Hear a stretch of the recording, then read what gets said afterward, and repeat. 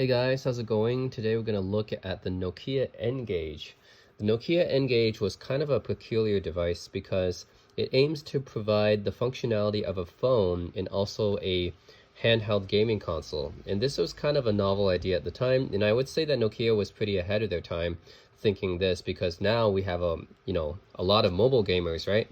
But back in the day, this was released in 2003. This was really, really far ahead of the time thinking, right? Because people were carrying their Game Boy Advance at the time and their mobile phone. And I guess, mobile games weren't really that good until smartphones like the iPhone and Android came out. And not even until later, right? It wasn't until I would say after the 2010s, right, that mobile games really kind of took off. So Nokia was really ahead of their time in thinking here. And the N-gage is kind of an interesting device because this was kind of the first device to really try to combine both a gaming device and a mobile phone into one unit.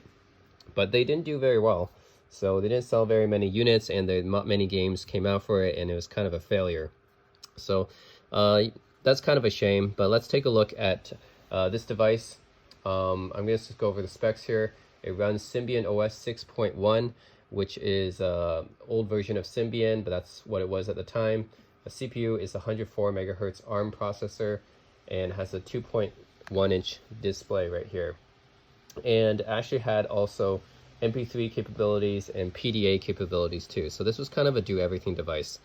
So just going over the device, the appearance, you have this is the call button, and you have the hang up button right here. You have a D-pad right here, which is how you know that this is kind of a mobile gaming device as well, the fact that it has a D-pad. And then it has a numpad kind of in this peculiar shape here. A lot of people call the Nokia N-gage the taco phone because when you hold it up to your face, it kind of looks like you're holding a taco, right? And that's definitely this design of having the numpad kind of in this wedge shape here. So that's pretty interesting.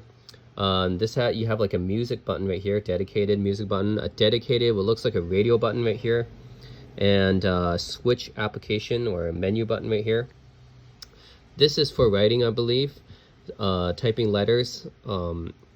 So this would be the correction, and this would be the symbol button, I believe. And yeah, let's take a look. We have the on button right here, this side, the charging port, which is proprietary on this side. Also, this charging port, I would note, is different than the other Nokia barrel chargers. This one is a little bit thicker. You have a mini USB port here for connecting for data. So this slot right here, I think this must be the game card slot because I can't think of another use for it, and I've never actually owned a Nokia N-gage game, but it looks like it's the game card slot because it's definitely a whole use for something like that. So I guess Nokia N-gage games do look like that. And then you have headphone jack. Not sure what this jack is for.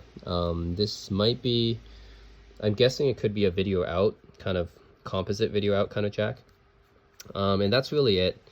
So that's Nokia N-gage. And before I turn this on, I actually want to do a little bit of a comparison because I do have another Nokia N-gage here, which is the successor. This is the Nokia N-gage QD. And I actually can't turn this device on. It doesn't work for me. So that's why I'll just do this comparison first before I turn this guy on. Compared to the original Nokia N-gage, the QD is a bit smaller, and it addresses some of the issues of the original N-gage, so it doesn't exactly look like a taco anymore. And spec-wise, it isn't actually too different from the original N-gage. I think the main thing was the redesign. So it's definitely more smaller and rounder. But yeah, you have the D-pad kind of in the same location.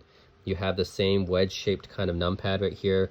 The correction key and the symbol key have moved up here from down there. And then you have the call button and the hang up button kind of reversed from their top positions on the original N-gage. Now they're at the bottom. And this is the switch menu button, and we have a check button, which I haven't seen on the original N-gage. I wonder what that does.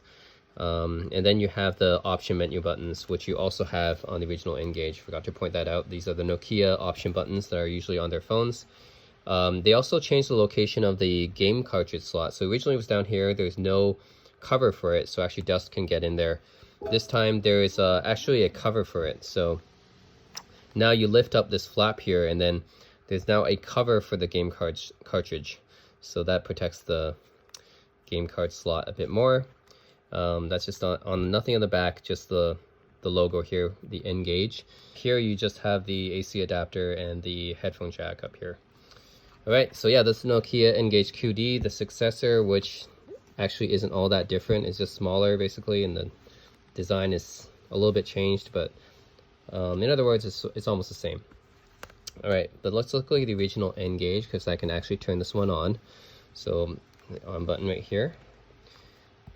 We have the standard Nokia splash screen, I think. Oh, no, I don't. I need a SIM card. Okay. That is interesting. Why can't I not use this without a SIM card? I mean, this is supposed to be a gaming console, right? I should be able to use it without a SIM card. Okay. And plus, other Nokia devices let me use it without a SIM card, so that's kind of dumb. Alright, guys. So yeah, this I guess this review is not as interesting as I expected. I actually wanted to show you guys the Nokia N-gage interface, but it looks like it doesn't let me go into there without a SIM card, which is really too bad, because I mean, this is supposed to be a gaming handheld as well, right? And you should be able to play this, play the Nokia N-gage without having to insert a SIM card and having to use it as a phone.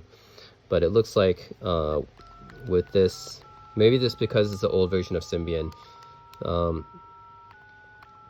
I know the other Nokia devices I've done, they do let me actually go into the Symbian interface without having to put in a SIM card, but not this one, I think. Okay, that's too bad. At least let me see the gaming interface. Come on. Okay. Looks like I can't do much here. That's sad. Anyways, guys, then I guess this is just an overview of the Nokia N-gage, at least the external features. Too bad I can't show you the actual operating system in action. But yeah, guys, that's the Nokia N-gage and the N-gage QD. It's kind of a piece of mobile gaming history, I guess. And it's too bad these guys didn't sell very well, but they are a part of mobile gaming history, and they're kind of a pioneer of today's mobile games, I suppose. So Nokia was definitely way ahead of its time. So let me know if you have any questions or comments or feedback, and that's it. Thanks for watching.